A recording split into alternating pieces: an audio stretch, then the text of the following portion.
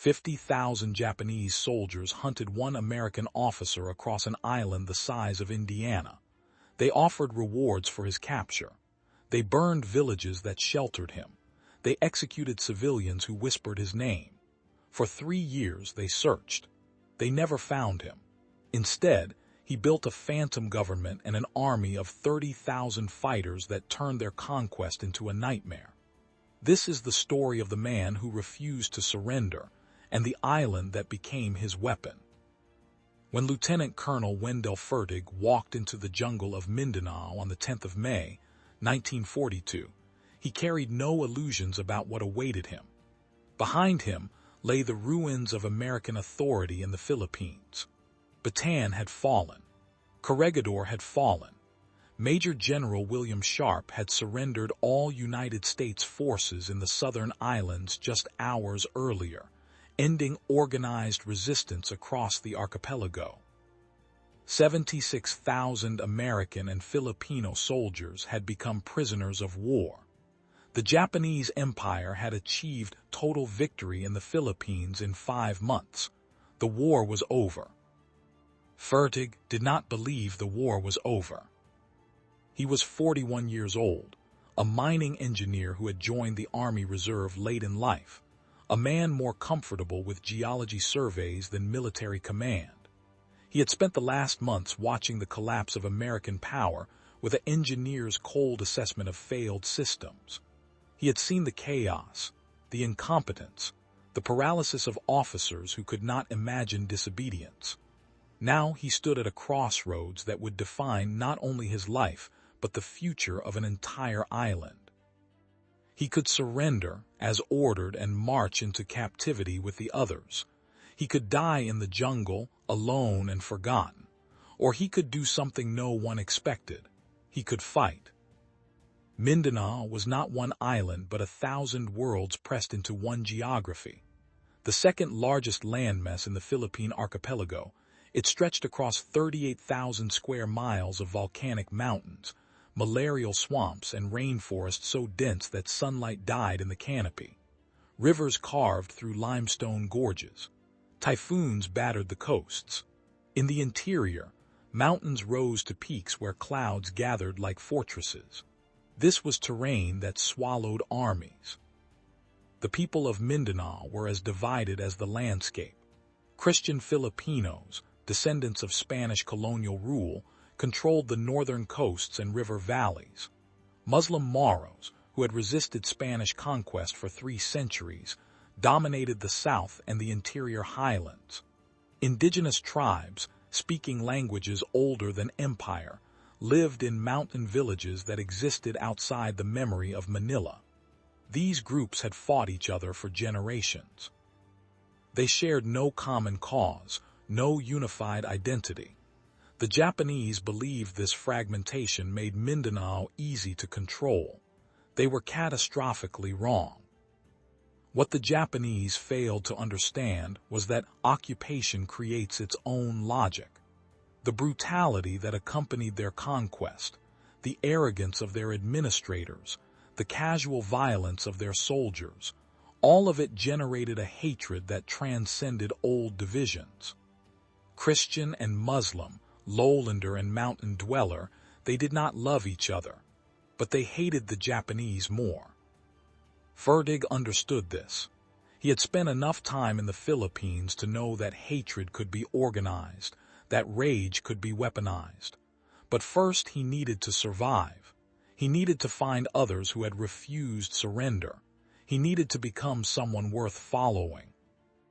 In those first weeks, Fertig was nobody. He moved through the jungle with a handful of American officers who had also chosen flight over captivity.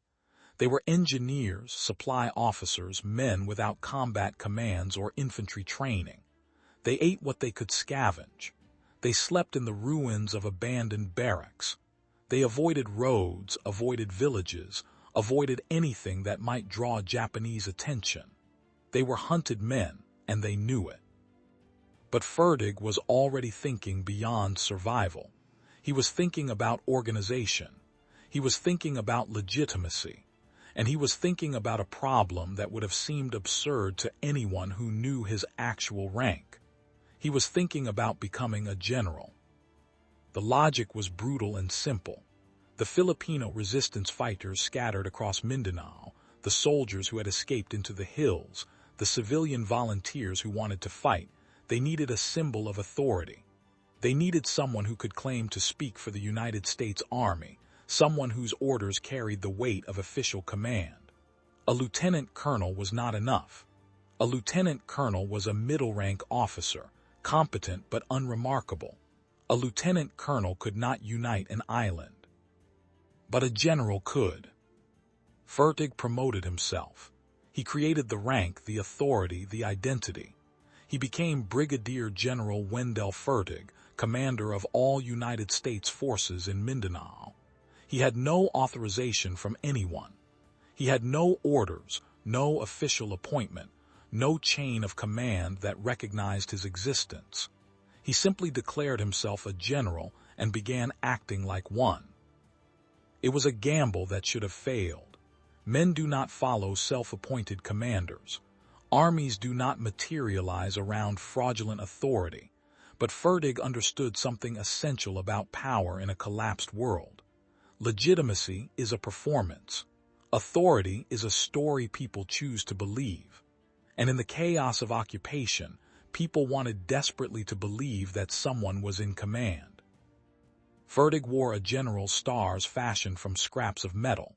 He issued orders on letterhead that proclaimed the United States Army forces in the Philippines. He established headquarters in remote villages, places where Japanese patrols rarely ventured. He gathered around him the scattered remnants of the Philippine Army, the American escapees, the civilian resistance leaders who had been fighting isolated, hopeless battles. He told them the same thing, over and over. General Douglas MacArthur would return. The United States had not abandoned them. The war was not over. Most of them did not believe him, but they wanted to believe him, and that was enough. The first recruits came slowly. A platoon of Filipino soldiers who had been hiding in the mountains, a village mayor who controlled 200 armed men, an American captain who had been organizing sabotage along the coastal roads. They came because they had nowhere else to go, because the alternative was surrender or death, because Fertig offered something that had vanished from their world. He offered hope that their resistance mattered. Fertig's genius was not military. He was not a tactician or a combat commander. His genius was organizational. He understood that guerrilla war is not fought with battles but with systems. You need intelligence networks to track enemy movements. You need supply lines to feed fighters. You need communication to coordinate attacks. You need medical care, weapons repair, ammunition production. You need courts to settle disputes, schools to maintain literacy, currency to enable trade. You need, in short, a functioning state. And that is what Fertig began to build. The first step was communication. Fertig needed to contact MacArthur's headquarters in Australia. He needed to prove he existed, that his organization was real, that the resistance in Mindanao was not a fantasy. But he had no radio. The Japanese controlled all broadcasting equipment. The only transmitters on the island were in enemy hands. So Fertig's engineers built one. They scavenged parts from abandoned mining equipment, from wrecked vehicles, from the ruins of American installations. They wound copper wire by hand. They tested frequencies in the dead of night, broadcasting into the void, hoping someone somewhere was listening. For weeks, they heard nothing. Then, on a night in late 1942, a response crackled through the static. MacArthur's headquarters in Australia had received their signal. They were demanding proof of identity. The verification process took months.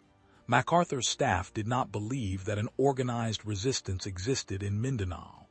They suspected Japanese deception, a trap designed to lure American submarines into ambush. They asked questions only the real Wendell Fertig could answer, details about his service record, his assignments, his personal history. Fertig answered every question. Slowly, skepticism gave way to astonishment. The resistance was real. The general was real. And he was asking for help. The first submarine arrived in the spring of 1943. It surfaced off the northern coast of Mindanao under cover of darkness, its hull black against the black water. Filipino guerrillas waded into the surf and began unloading crates, rifles, ammunition, medicine, radio equipment, propaganda leaflets. The supplies were modest, a fraction of what Fertig needed, but their psychological impact was incalculable. The United States had not forgotten them. MacArthur had not abandoned them. The promise of return was not a lie. More submarines came. Every few weeks, another surfaced, another cargo of weapons and supplies materialized on darkened beaches. The guerrillas began to believe they could win, and belief in guerrilla warfare is everything. Fertig organized his forces into military districts, each commanded by officers he trusted, each responsible for a geographic region. He established a headquarters staff that functioned like a government. He appointed judges to settle disputes between guerrilla units and civilians. He created a currency, printed on scavenged paper, backed by nothing but the promise that it would be redeemed when the Americans returned. Miraculously, people accepted it. They traded with it, saved it, treated it as real money because Fertig's government treated it as real money. He built hospitals in the jungle, staffed by Filipino doctors and nurses who had refused to serve the occupation. He established schools that taught children to read English, to remember a world before Japanese rule. He created a postal system that carried letters between guerrilla zones, maintaining the fiction of normal life in the midst of war. He did all of this with almost no resources, with captured weapons and improvised tools, with the sheer determination of people who refused to accept defeat. The guerrilla army grew. By the end of 1943, Fertig commanded more than 20,000 fighters. By mid-1944, the number had swelled past 30,000. They were not professional soldiers. Most were farmers, fishermen, laborers who had taken up arms. But they knew the terrain. They knew which villages would shelter them and which would betray them. They knew where the Japanese patrols went when they went, how many men they brought. And they learned, through brutal trial and error, how to kill without being killed. The guerrillas did not fight pitched battles. They could not.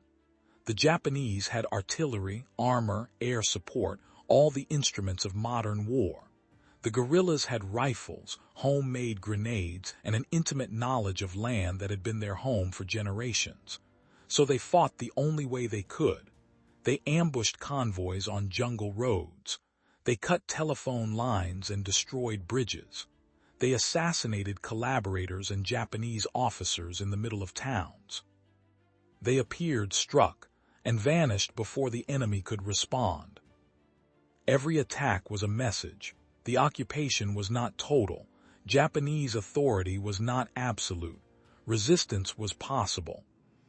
The Japanese response was predictable and savage.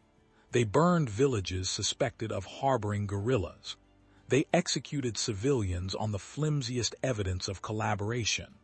They imposed brutal collective punishments, killing entire families for the actions of one member. They believed that terror would crush resistance, that enough violence would restore control. It had the opposite effect. Every atrocity created new recruits. Every burned village sent survivors into the hills, armed with rage and a willingness to die fighting. The Japanese were caught in a spiral of their own making, where every act of repression generated more resistance, which demanded more repression, which generated more resistance still. By 1944, the Japanese garrison in Mindanao numbered nearly 50,000 troops. Most of them were pinned in defensive positions, guarding supply depots and communication lines, unable to operate freely across the island. Japanese commanders could not move without massive escorts. Roads were death traps. Patrols disappeared into the jungle and never returned. The occupation had become a siege in reverse, with the occupiers trapped inside their own fortifications. Fertig's intelligence network was the key to this paralysis.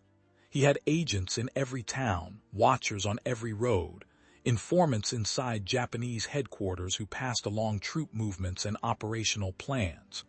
The guerrillas knew when convoys would move, where patrols would go, which garrisons were undermanned. The Japanese, by contrast, knew almost nothing. They could not tell guerrilla from civilian, collaborator from spy. They were fighting blind.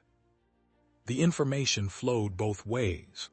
Everything Fertig's network learned, every detail about Japanese strength and disposition, was radioed to MacArthur's headquarters in Australia.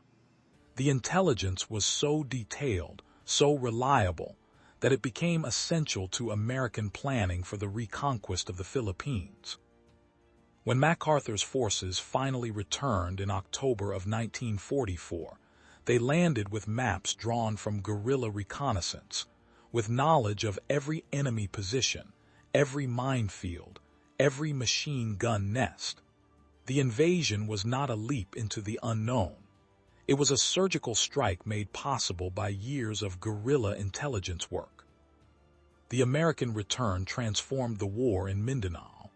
What had been a guerrilla campaign became a conventional military operation.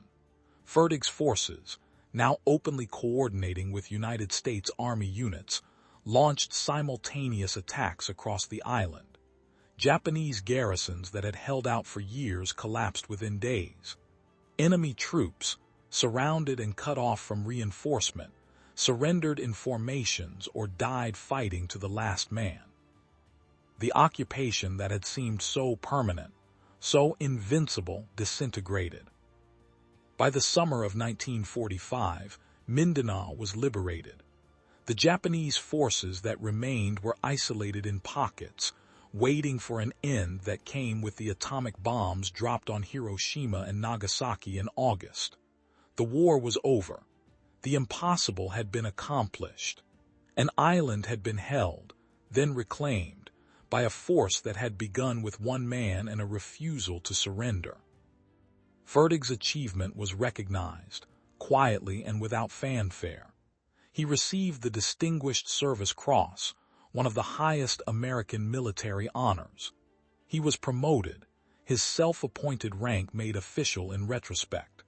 But the real recognition came later, in the decades after the war, when military strategists began to understand what he had done. Fertig had not simply led a guerrilla campaign.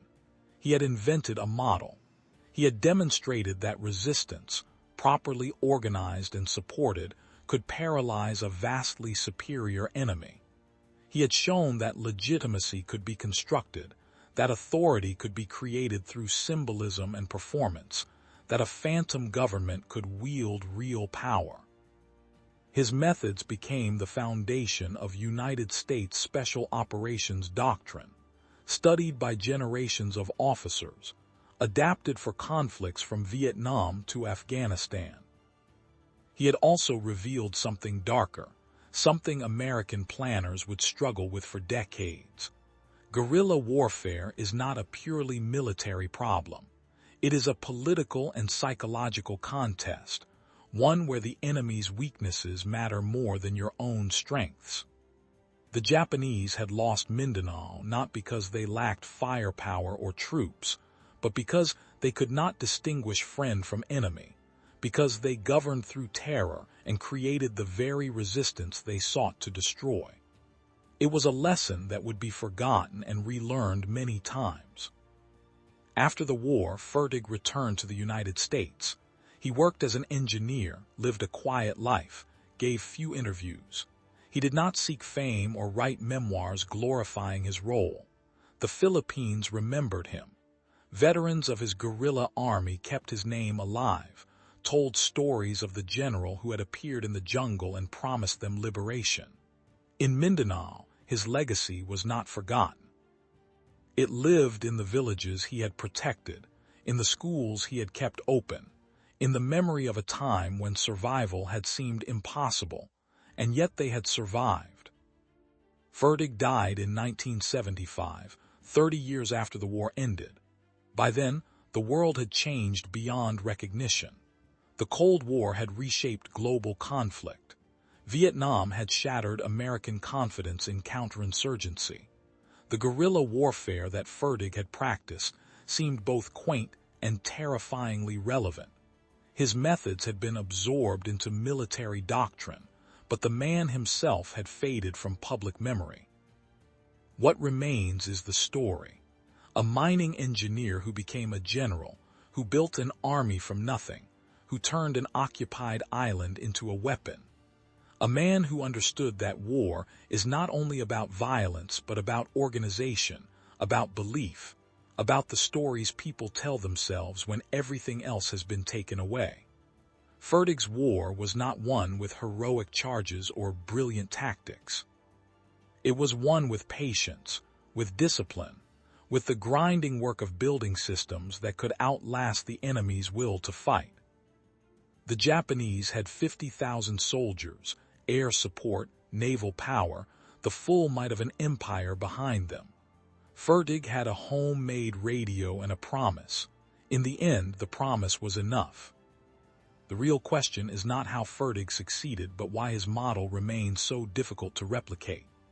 Guerrilla warfare is ancient, as old as organized conflict, and yet it confounds modern militaries with predictable regularity. Occupying powers make the same mistakes, fall into the same traps, underestimate the same forces. They believe that firepower can substitute for legitimacy, that fear can replace loyalty, that control of territory means control of people. They are always wrong. Fertig understood what they did not. Power in an occupied land is not imposed from above. It is negotiated from below. It depends on 1,000 daily choices made by ordinary people about who to trust and who to betray.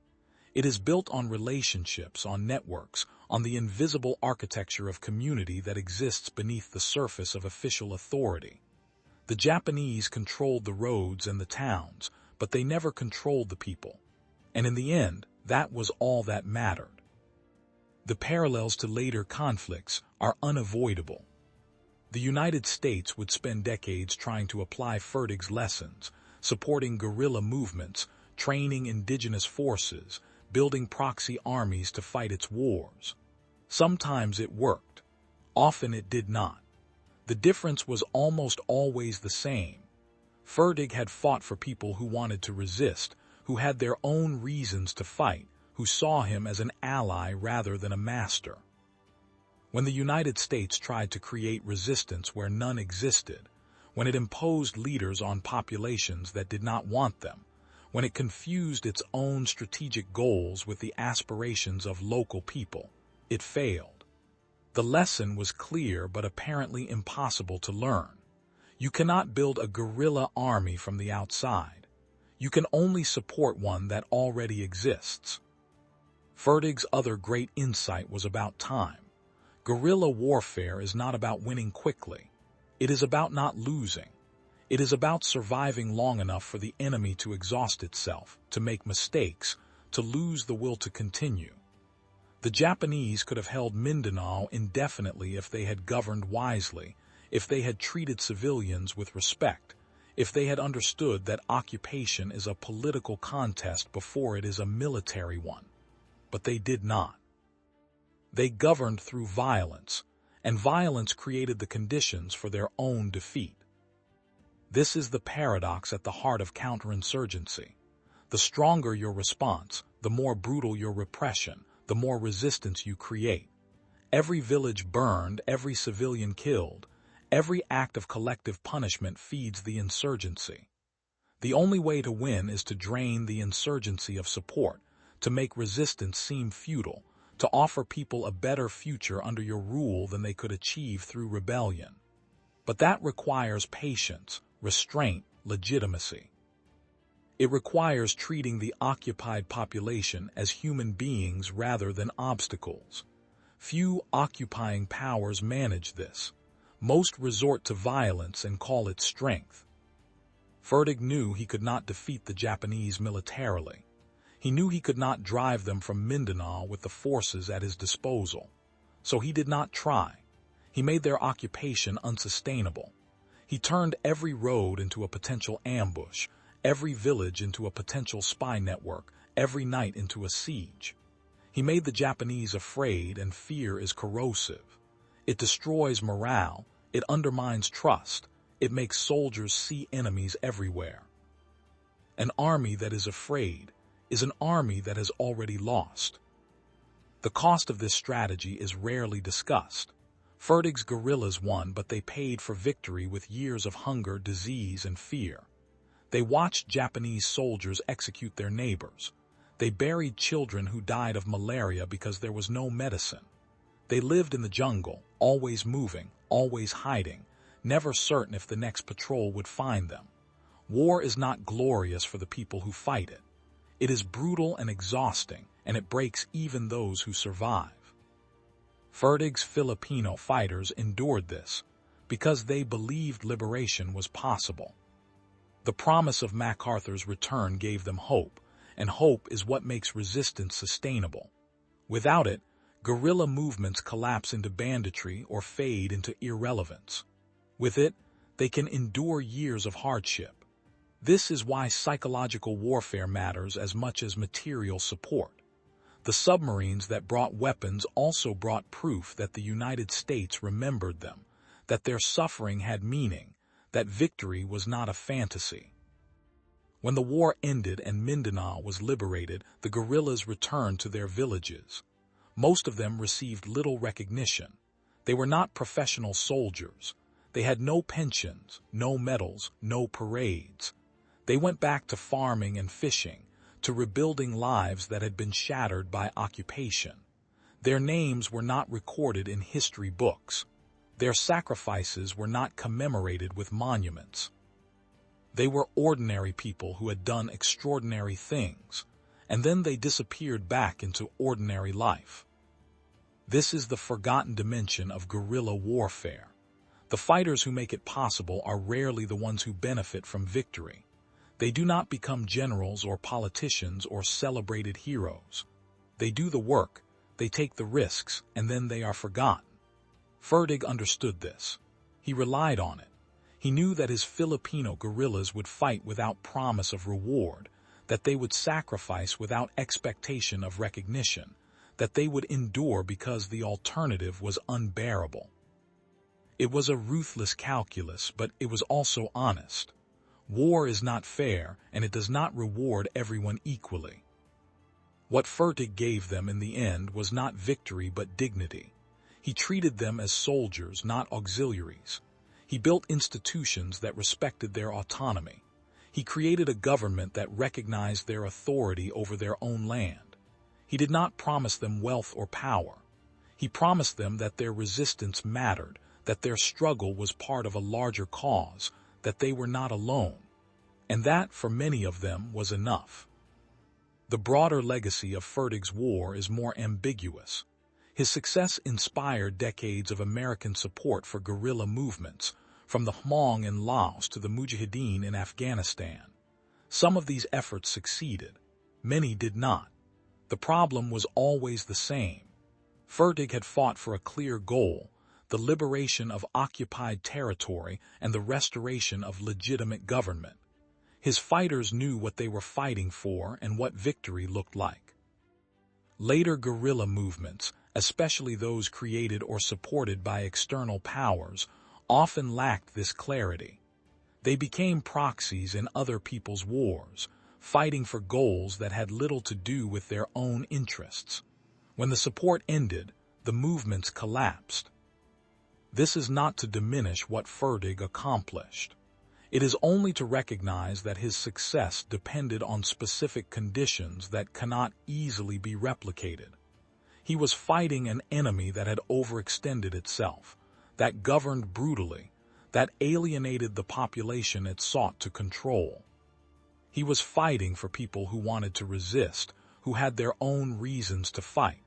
He was promising a return to a status quo that most people preferred to the occupation. None of this is simple, and none of it is guaranteed. Guerrilla warfare is not a formula. It is a gamble, and it usually fails. What made Fertig different was not his tactics, but his understanding of power. He knew that legitimacy is performed, that authority is a story, that institutions create reality. He built a government in the jungle not because he had the resources to govern, but because governing created the appearance of strength. The currency he printed had no intrinsic value, but people accepted it because it symbolized continuity, a belief that normal life would return. The courts he established had no enforcement mechanism, but people respected their rulings because the alternative was chaos. Fertig understood that in a collapsed world, whoever can impose order, even the fiction of order, wields power. This is the deepest lesson of his war, and the one most often ignored. Insurgency and counterinsurgency are not primarily military contests. They are struggles over legitimacy.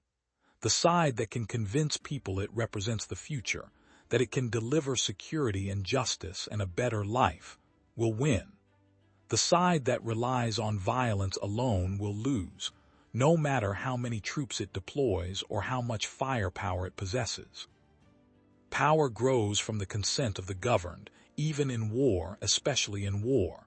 Fertig knew this. The Japanese did not, and that is why Mindanao remained unconquered. If you found this story compelling, if it changed the way you think about resistance, leadership, or the nature of power, then share it. Subscribe to this channel so you never miss another story of forgotten history. Leave a like if you believe these stories deserve to be told. And tell me in the comments, what does Fertig's war teach us about the limits of military force? Can an occupying power ever win a guerrilla war, or is resistance, once ignited, impossible to extinguish? I want to know what you think.